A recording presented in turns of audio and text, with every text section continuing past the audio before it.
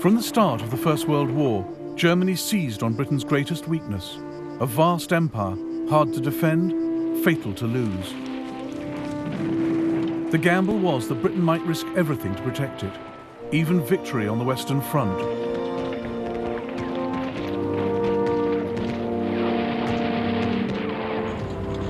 War for Europe meant war for the world.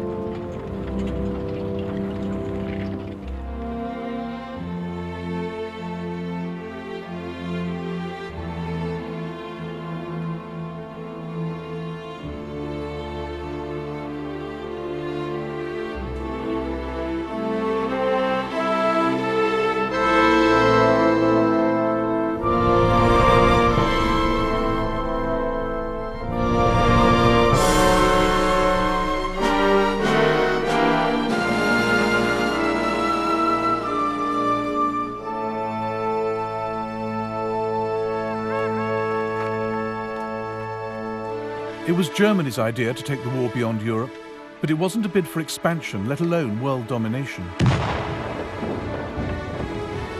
The aim was to take the pressure off her armies in Europe by attacking the British Empire, hoping to divert Britain's troops, ships and resources to defend distant colonies. Britain also had no thought of a bigger empire. She just didn't want to lose the one she had. So while Germany wanted to open the war up around the globe, Britain was desperate to close it down.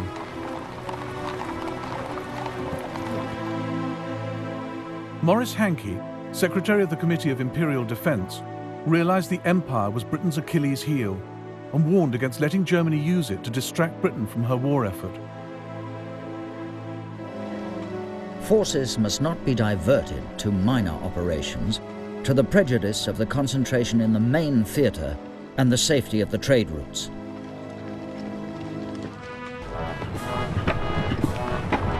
"15 years before, Germany had proclaimed herself an empire builder. The Kaiser had taken his country into the 20th century as a German admiral, creating a global German navy.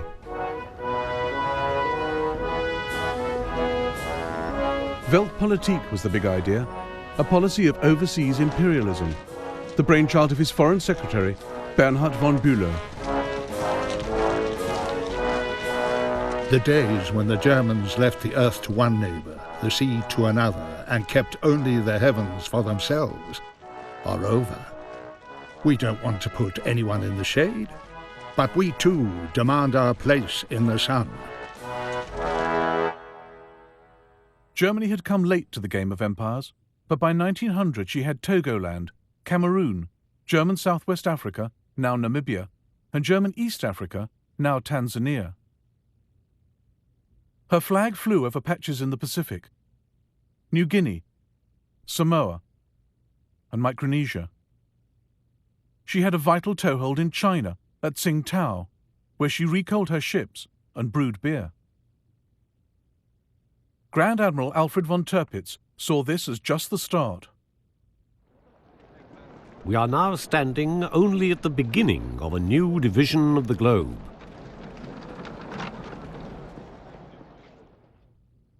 Germany alarmed the world with her imperial tub-thumping. She eyed up Puerto Rico and considered pouncing on the Panama Canal the minute it was completed.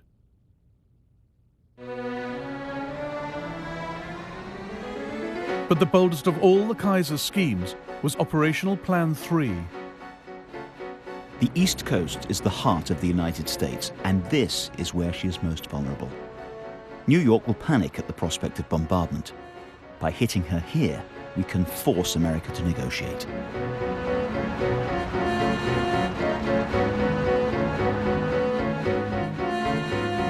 Germany's secret plans from 1903 to attack the eastern seaboard with 60 ships and 100,000 men, to shell Manhattan and capture Boston.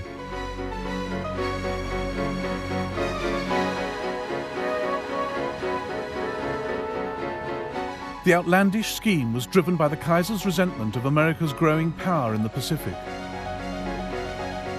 He believed in a militarist state and increasingly hated what the West stood for.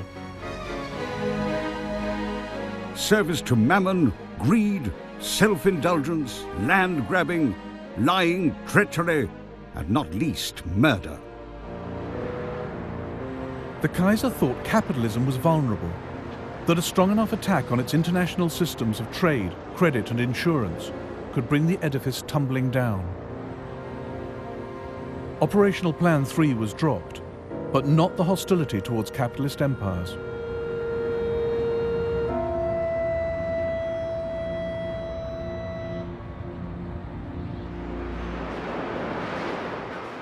By 1912, Germany had traded in Weltpolitik for a more realistic policy. Now, her military machine prepared for a European, not a global war, and the army got the budget increase, not the navy. The first day of war found Germany's high seas fleet trapped by the mighty British Navy in the North Sea. And all the German Navy had to threaten the entire British Empire was a scattered force of 17 cruisers linked by a wireless network to Berlin.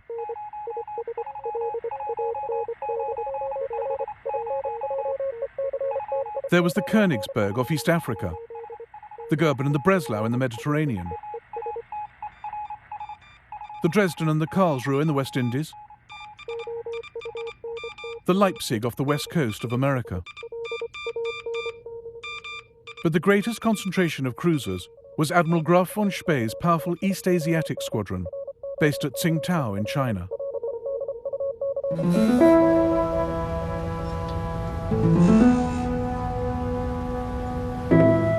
Tsingtao gave Germany a huge area of operations, across the South China Sea and into the Pacific. Seizing it would cut the squadron's lifeline.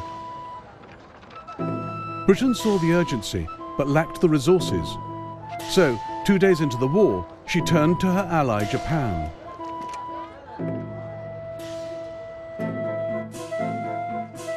Japan was a growing power. Britain's call for naval help suited her ambitions perfectly. Together, Britain and Japan would capture Tsingtao, vital German base, and the Kaiser's pride and joy. It would shame me more to surrender Tsingtao to the Japanese than Berlin to the Russians. On the 2nd of September 1914, 60,000 Japanese troops landed up the coast, violating China's neutrality. They met up with 2,000 British and closed in on the German garrison of 4,500. It's unbearable. All we can do is sit and wait for this bunch of monkeys to arrive. Every day they get a bit closer. No one expects to get home in one piece. No hope of reinforcements. The noose around our necks is getting tighter and tighter.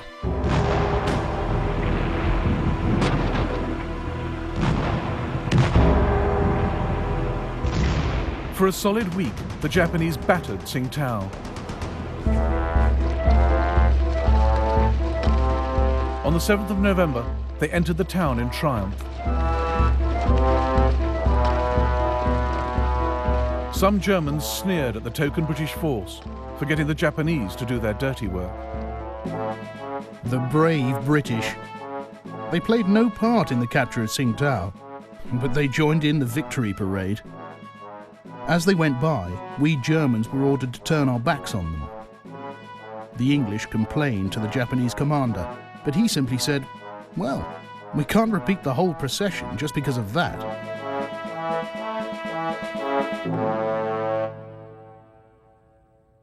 The capture of Tsingtao gave Japan a launch pad to pursue her empire building. Within weeks, she demanded territory and trading rights from China. Japan also seized all German possessions north of the equator. Australia and New Zealand were quick to steal those to the south. Much to America's frustration, Britain had empowered Japan in the Pacific.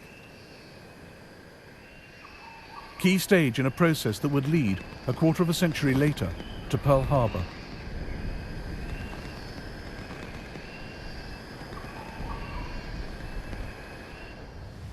Germany's loss of Tsingtao, far from neutralizing Spee's squadron, ensured its destructive power would be felt around the globe. The best German cruiser commanders, like Spee, were fearless mavericks whom the war turned into heroes. Superb sailors with the instincts of pirates. The Kaiser had given them full authority to make their own decisions in wartime.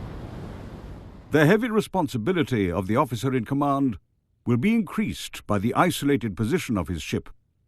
But he must never show one moment of weakness.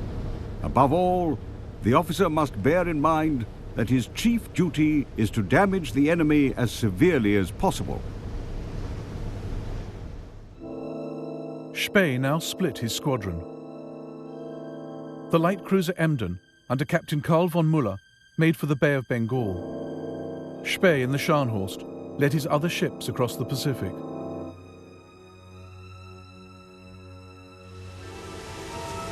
I'm quite homeless. I cannot reach Germany. I must plough the seas of the world, doing as much mischief as I can. At the Admiralty in London, Winston Churchill fretted about where Spee would show up next.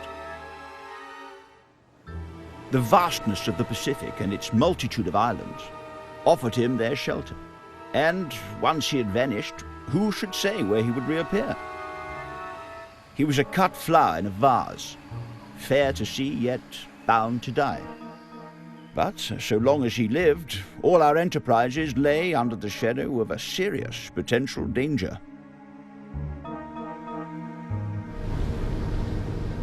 Spee had a constant worry. Cruisers needed coal every 8 or 9 days or they'd be dead in the water. He made for neutral Chile, where he had coal waiting for him.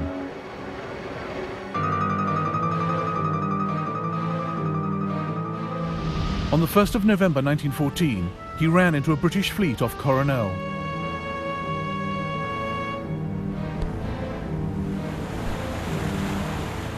The battle which followed inspired a post-war feature film. The British commander was Admiral Sir Christopher Cradock, under orders from London. It appears that Gneisenau and Scharnhorst are working across to South America. Be prepared to meet them in company. Cradock had one ship that could outgun Spee's fleet, but she was slow and had been left behind. Now Cradock raced towards enemy ships better armed than his. He had ignored his own rule of thumb.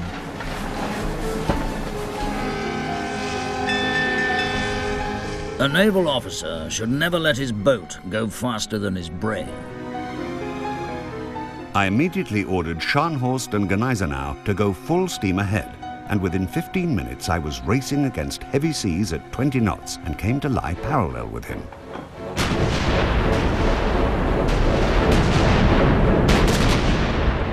Cradock's ships were no match for Spee's. Good Hope and Monmouth were obviously in distress. Monmouth yawed off to starboard, burning furiously. There was a terrible explosion on Good Hope between her mainmast and her after funnel. The gust of flames reached a height of over 200 feet, lighting up a cloud of debris that was flung still higher in the air.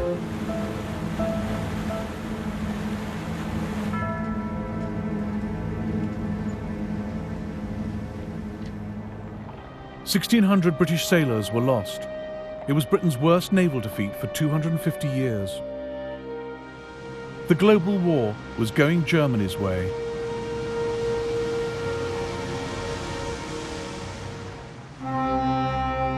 It is only when you get to see and realize what India is, that she is the strength and the greatness of England. It is only then that you feel that every nerve a man may strain, every energy he may put forward, cannot be devoted to a nobler purpose than keeping tight the cords that hold India to ourselves. Britain's empire and trading network was the single biggest resource she brought to the war. And India was at the heart of it. The cords were never tighter. All the more reason for Germany to want them cut.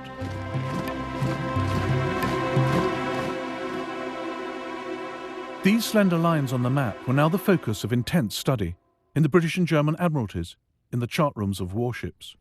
Fingers traced the vital shipping lanes, through the Suez Canal, around South Africa's Cape. Minds pondered how to protect them, how to sever them. And one of the sharpest minds was on the bridge of the German cruiser Emden. A month after she left Admiral Spee's squadron, Captain Karl von Müller steered her into the Bay of Bengal. In 1932, the Germans made a feature film about his odyssey.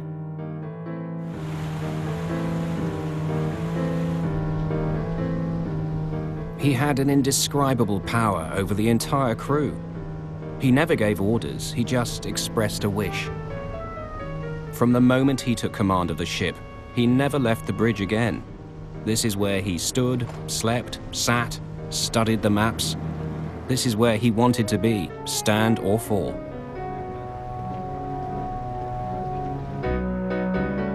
The Emden sometimes rigged a dummy funnel to look like a British cruiser.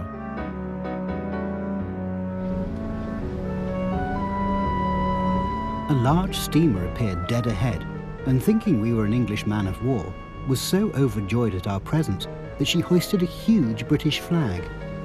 I'd like to have seen the look on her captain's face when we hoisted our flag and invited him most graciously to tarry with us a while. Captain Müller became famous for taking all crew and passengers safely onto the Emden before sinking their ship. We always allowed them time to collect and take with them their personal possessions. They usually devoted most of this time to making certain that their precious supply of whiskey was not wasted on the fishes. Müller regularly released his grateful captives.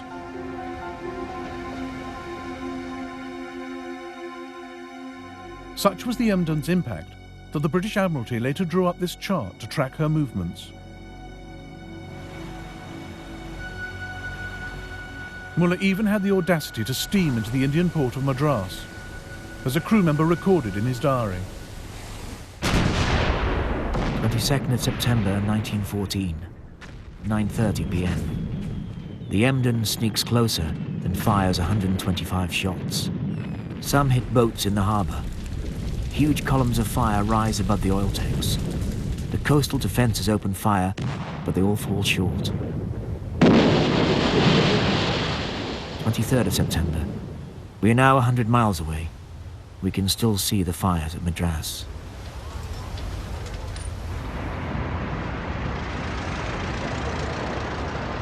In the City of London, freight rates and shipping insurance rocketed. At one point, the entire British trade fleet in the Bay of Bengal was kept in harbour rather than fall prey to dashing Captain Müller. Germany's rogue cruisers were starting to harm Britain's war effort. 3 transports are delayed in Calcutta through fear of Emden. This involves delaying transport of artillery and cavalry. The Cabinet took a strong view. The extirpation of these pests is a most important subject. While the Emden ran the British ragged at one end of the Indian Ocean, 25 Royal Navy warships hunted the cruiser Königsberg at the other, off the coast of Germany's East African colony.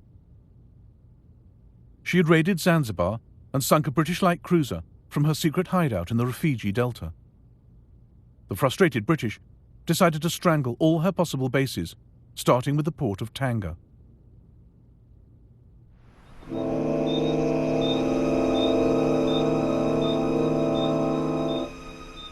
On the 2nd of November 1914, the British steamed into this bay. In the global war, imperial powers got others to do their fighting. Most of the British troops were Indian.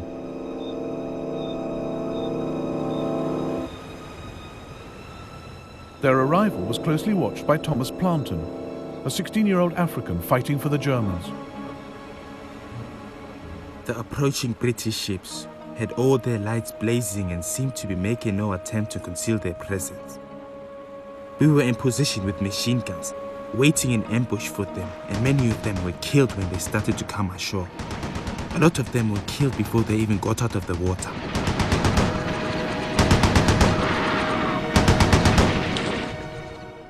Thomas Plantin was one of 2,500 men under German commander Paul von Lettow-Vorbeck. The British thought taking Tanga would be a pushover, but they reckoned without Lettow. He was a professional Prussian soldier, hard as nails, charismatic. Von Lettow was a remarkable soldier, but stubborn and single-minded to a degree I have fortunately never experienced before. His most remarkable quality was the reckless energy with which he pursued his goals. This was often covered up by his persuasive charm, which he could switch on if he wanted to. On the ship to Africa, von Lettow had met Karen Blixen, who would later write Out of Africa. He clearly turned on the charm for her. A German officer, von Lettow, who belongs to a very old Mecklenburger family, has been such a friend to me. You should hear how they talk about him out here, as the greatest genius of the age. Despite losing men during the landing, the British now threatened Tanga. Governor Schnee ordered Lettow to evacuate the town, rather than see it destroyed. But Lettow had come to Africa to fight. It was crucial to prevent the enemy from gaining a foothold in Tanga, thus giving him a base from which to advance north. I couldn't let the governor's order to spare Tanga take precedence over this priority. Lettow wrecked the British positions himself, on his bicycle. He also called in reinforcements. 3 companies of German troops came by rail to Tanga. Here, on the 4th of November 1914, they met the British Indian soldiers, raw and poorly trained.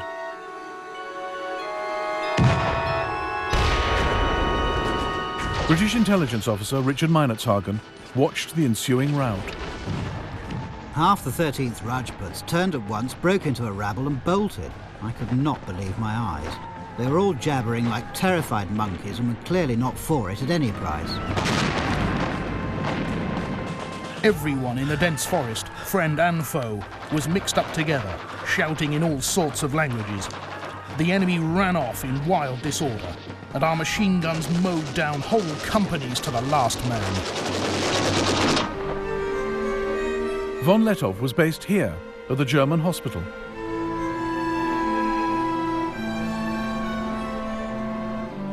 After 2 days of heavy fighting, the British sent Richard Meinertzhagen to negotiate a surrender. The Germans were kindness itself and gave me a most excellent breakfast, which I sorely needed. We discussed the fight freely as though it had been a football match. It seemed so odd that I should be having a meal today with people whom I was trying to kill yesterday.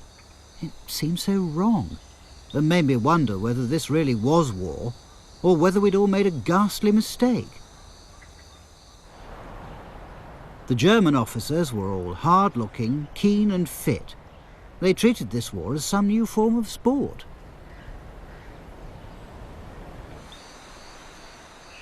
The British failed to take Tanga and suffered 700 casualties. Lettow lost just 65. Germany hailed him as a hero. A German David is fighting alone against the British Goliath in Africa. If we cannot fight by his side, at least we must make sure that he is well supplied with shot for his sling. But the British blockade of Germany prevented reinforcements reaching Lettow. Further east, across the Indian Ocean, Muller was still causing havoc. He'd sunk 2 warships and captured 23 merchant ships.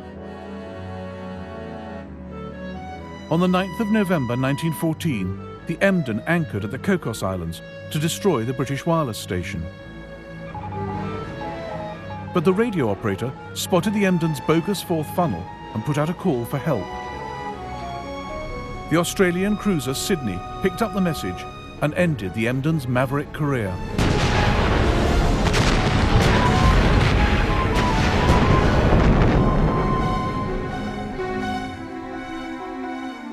Captain Muller was taken prisoner, He and the other survivors were well looked after. Dear loved ones, I'm well and healthy. The British were very friendly. They took loads of photos of us and asked for our addresses to send us the snaps. Yours, Walter.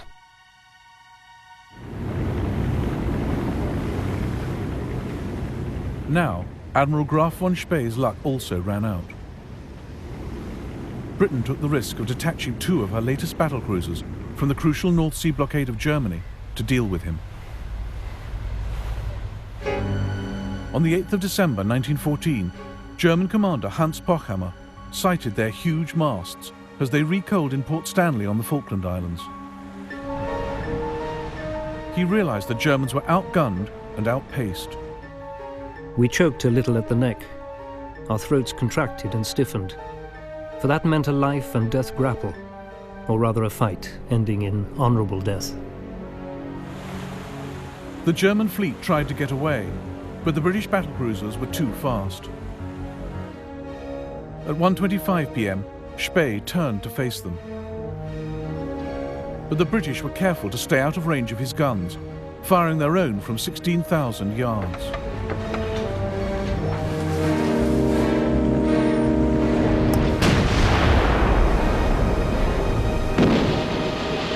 Lieutenant Harry Bennett on HMS Canopus watched what happened and painted these watercolours. At 4:17 p.m, the Scharnhorst went down with Admiral von Spee and all hands.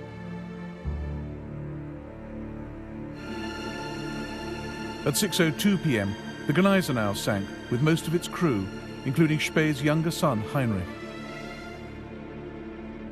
His other son Otto was on the doomed Nuremberg. The sight was one of fearful awe. She turned over and sank with a graceful gliding motion, as would a tumbler pressed over in a bowl of water. Those who went down in her were game to the end, for we saw a party of her men standing on the quarterdeck, waving the German ensign as she sank, and so they went down into their watery grave. The Battle of the Falklands heralded the end of Germany's cruiser campaign. Her global war would increasingly have to be fought on land. Again, her commanders would stretch slim resources to lead the British Empire a dance.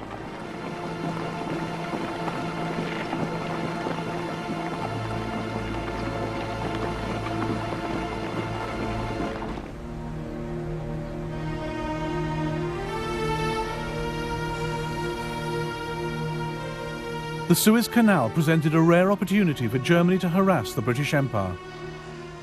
A crucial British sea lane, vulnerable to attack by land forces. But Germany couldn't spare any men from the Western Front, so Berlin turned to Ottoman Turkey, her ally since November 1914.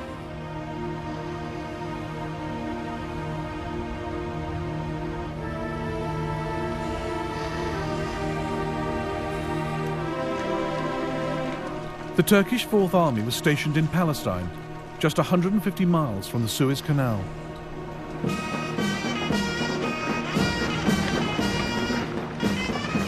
The Turks agreed to help capture Suez, assigning these 19,000 troops. They saw it as the first stage in their own reconquest of Egypt and Libya.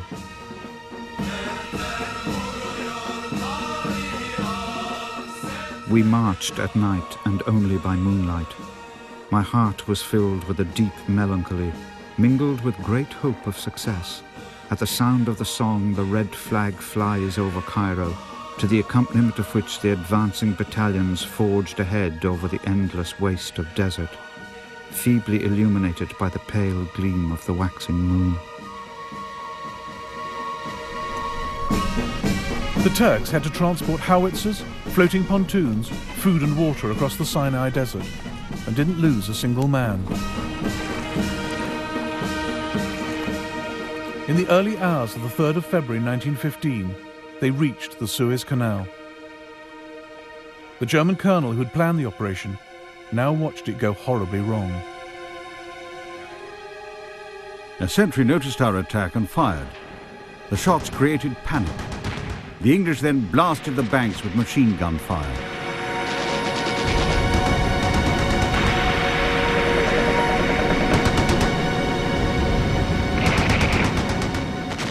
The Turks found the canal defended by 9 British warships and 30,000 Indian troops dug into defensive positions. The Ottoman troops suffered 1,200 casualties. The survivors retreated across the desert.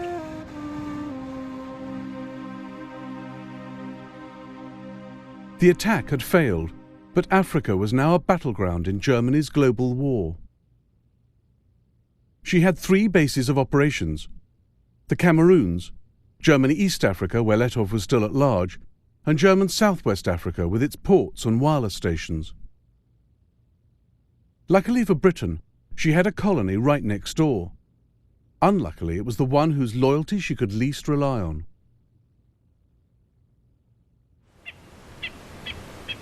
The Union of South Africa was racially diverse. Blacks, Boers, and British settlers. Just 15 years before, Britain had fought a long, bloody war against the Boers. Many still had little love for Britain. Their loyalty could not be counted on. As one commander told South Africa's Prime Minister, Louis Botha, "My men are ready. Whom do we fight? The English or the Germans?" But South Africa was ideally situated to launch an attack on German Southwest Africa. British Colonial Secretary Lewis Harcourt took the gamble. If your ministers desire and feel themselves able to seize such part of German Southwest Africa as will give them the command of the wireless stations there, we should feel this was a great and urgent imperial service. South Africa's government readily agreed because it had mini imperial ambitions of its own. It wanted to seize German Southwest for itself.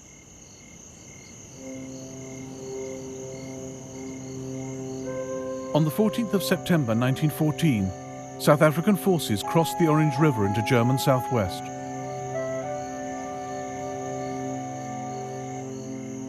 But the Germans were one jump ahead, as the South Africans found out when they paused at the watering hole of Sandfontein.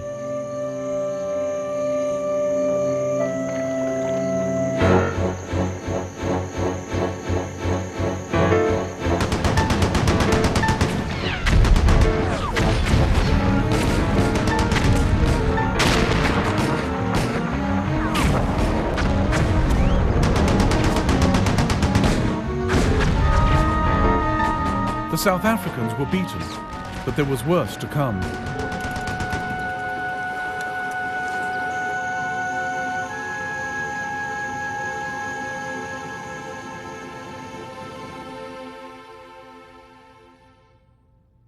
Part of South Africa now rose up in armed rebellion. Commanding the forces in the Northern Cape was Manie Maritz. Fearless and uncompromising, Maritz had fought a vicious guerrilla campaign against Britain in the Boer War. His sympathies lay entirely with Germany. I received a telegram ordering me to take a large commando into German Southwest Africa. I was determined not to fight on behalf of the British Empire, and my officers and troops were in full accord with me. In October 1914, Manie Maritz crossed the Orange River into German territory at Squeet Drift to enlist German support.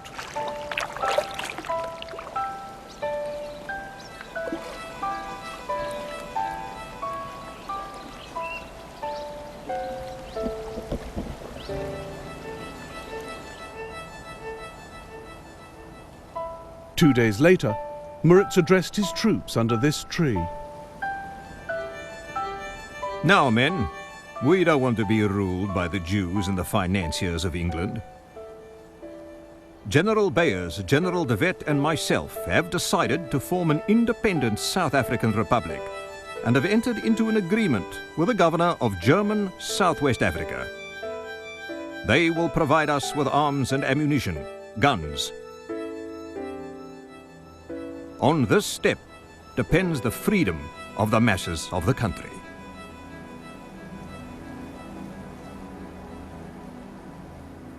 Britain's request for help had brought her dominion to the brink of civil war.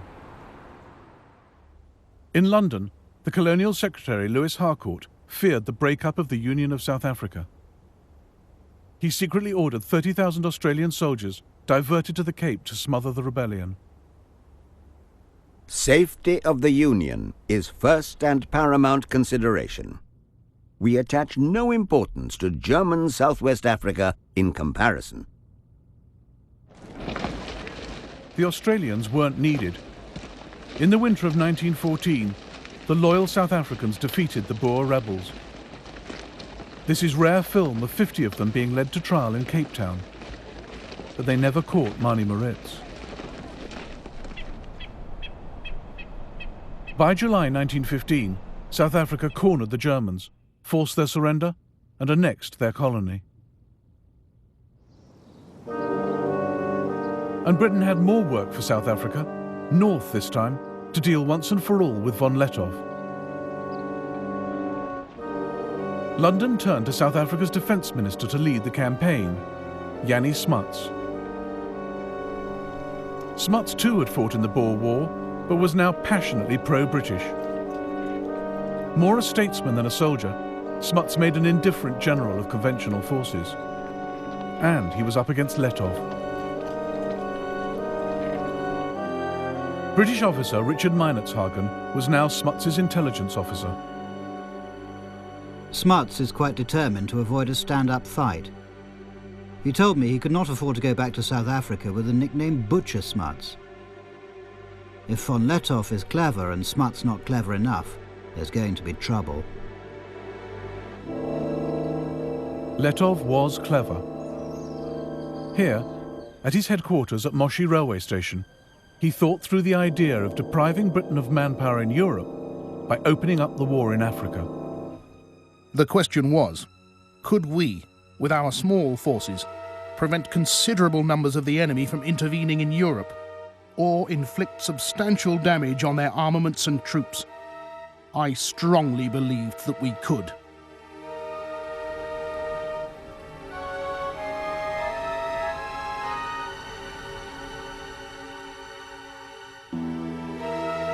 By August 1916, Lettow had become expert at his cat-and-mouse game. Von Lettow is slippery and is not going to be caught by manoeuvre. He knows the country better than we do. I think we're in for an expensive hide-and-seek, and von Lettow will still be cuckooing somewhere in tropical Africa when the ceasefire goes. Smuts has cost Britain many hundreds of lives and many millions of pounds.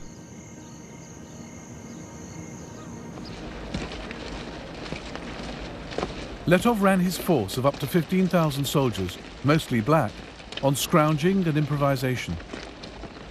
No supplies from Germany reached him after March 1916, but he made a little go a long way, as Ludwig Deppe, one of his medical officers, noted. When there was no ammunition, Lettow would try to produce his own cartridges. If the men asked the commander for weapons or clothes, they were told, "Take it from the enemy." Lettow made war at cost price. You'd have been justified in displaying this war at a country fair with a for sale sign. Cheapest war in the world.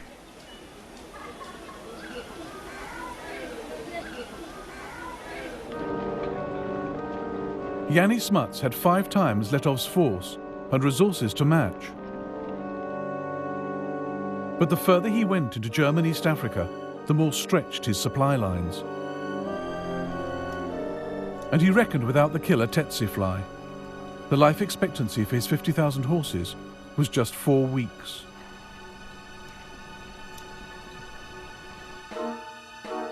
Torrential rain, mud, dust and boiling heat further slowed his progress. Intelligence was sketchy, maps inadequate. Telephone cable often had to be raised to 8 meters to avoid damage by giraffes. Thus is like warfare of bygone days.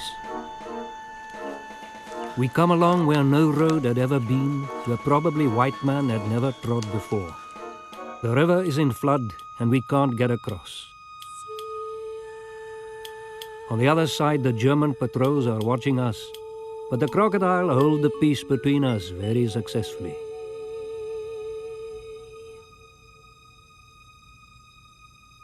Letov played with Smuts, refusing to fight, slipping away, luring him deeper into Africa. As they went, they spread the war's grief and destruction, dragging in more and more of the people of Africa.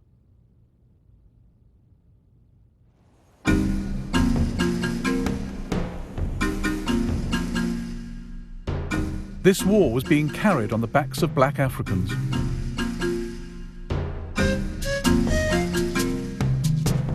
For the Letov campaign alone, the British recruited over 1 million black porters.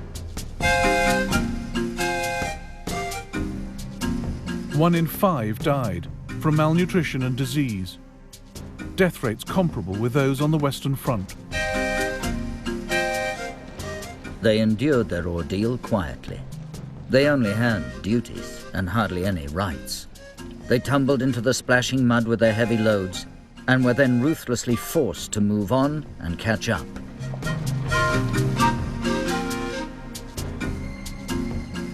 Oh, the Lindy Road was dusty and the Lindy Road was long.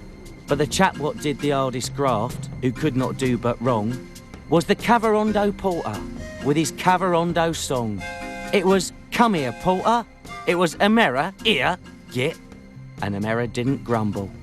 He simply did his bit.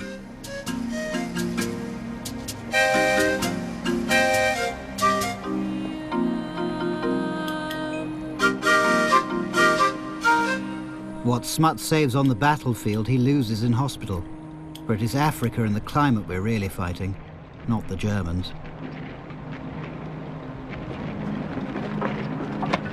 Out of 20,000 South Africans, over half were invalided home by the beginning of 1917.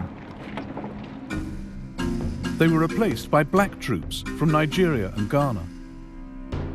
Recruitment of blacks soared in East Africa as well. Over the course of the war, the King's African Rifles rose from 3,000 men to 35,000. Fuloliani Longwe spoke for many black soldiers.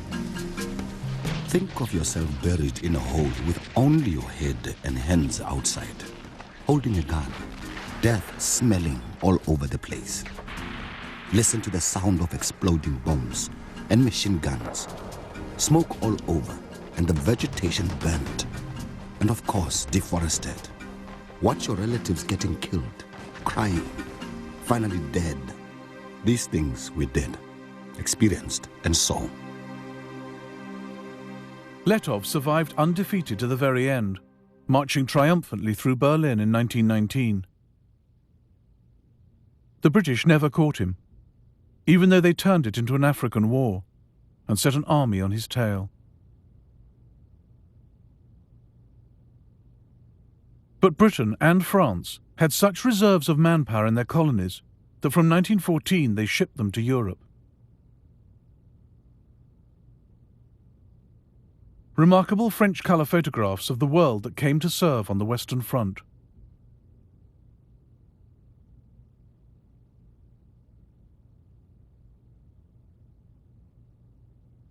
French General Charles Mangin had calculated that France could raise up to 300,000 from her empire for Europe. No one believed him. But in fact, they mobilized double that number.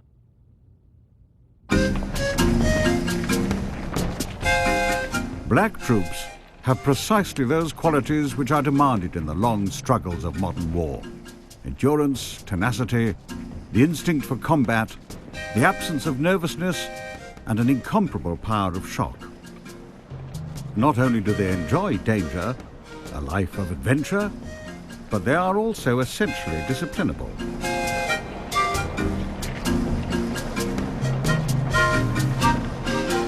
People started hiding and running away from the camp. There were all kinds of illnesses, even psychological illness. People didn't know where they were going or even why they were fighting. There were rumors that we would never come back, that we are going to be sold as slaves.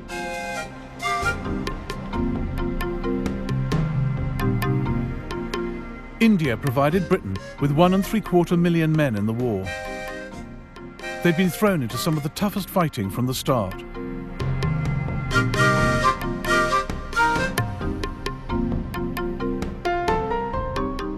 One Indian wrote to a friend, "The war is a calamity on 3 worlds and has caused me to cross the seas and live here. The cold is so great that it cannot be described. We have not seen the sun for 4 months. Thus we are sacrificed. I have neither sleep by night nor ease by day. There can never have been such a war before, nor will there ever be again."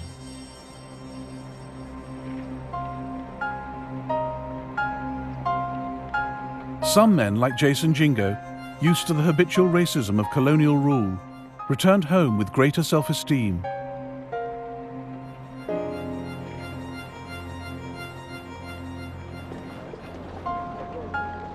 We had liked our time in France. It was our first experience of living in a society without a color bar. We were different from the other people at home. Our behavior, as we showed the South Africans, was something more than they expected from a native. We had copied the manners and customs of the Europeans, and not only copied, we lived them.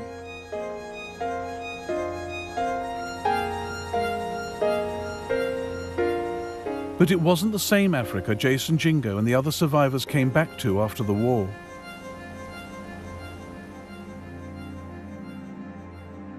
The empires which once carved it up had now turned parts of it into a wasteland, as German medic Ludwig Deppe realized. Behind us we leave destroyed fields and, for the immediate future, starvation. We are no longer the agents of civilization. Our path is marked by death, plundering, and deserted villages.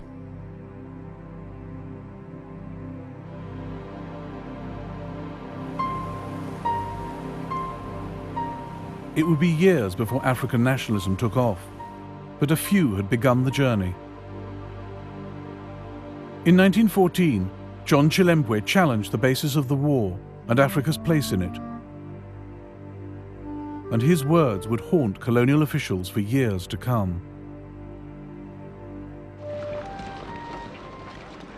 Let the rich men, bankers, titled men, storekeepers, farmers, and landlords go to war and get shot. Instead, the poor Africans who have nothing to own in this present world, who in death leave only a long line of widows and orphans in utter want and dire distress, are invited to die for a cause which is not theirs.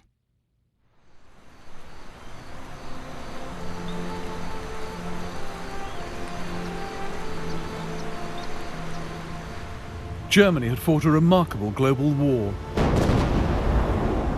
But it cost her cruisers, her wireless network, and all her colonies. Yet Germany had forced Britain and France to call on their empires and lean on their allies. In the process, these flexed their muscles and formed empires of their own.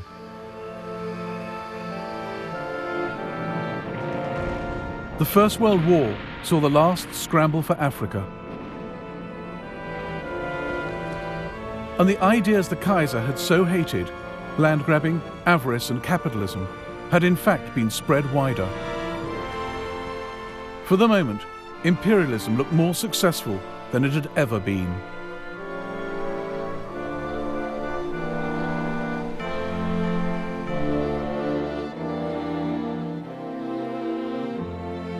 In the next episode of the First World War, the call goes out for jihad, holy war in the Middle East, the nightmare of Gallipoli, and the agony of the Armenian people.